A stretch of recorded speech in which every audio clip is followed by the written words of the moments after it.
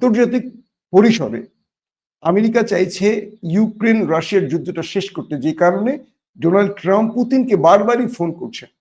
কিন্তু পুতিন কি বলে দিলেন যে তোমাকে আমি ফোন করেছিলাম মিস্টার ট্রাম্প, যে তুমি ইরান এবং দখলদার দেশটির যুদ্ধ বিরতি ঘটাও, এটা বন্ধ করো।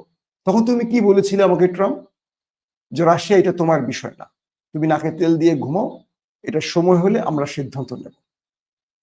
তো যখন ইউক্রেনে যুদ্ধ বন্ধে বা যুদ্ধ বিরতিতে ভ্লাদিমির পুতিনকে ফোন করলেন ডোনাল্ড ট্রাম্প, সেম উত্তরটা ডোনাল্ড ট্রাম্পকে ভ্লাদিমির পুতিন দিলেন, বললেন এটা ইউক্রেন রাশিয়ার বিষয়, তুমি নাকে তেল দিয়ে ঘুমাও, এখানে তোমার নাক গলানোর দরকার নেই, এটা তোমার ইন্টারফেয়ারের কোনো বিষয় না।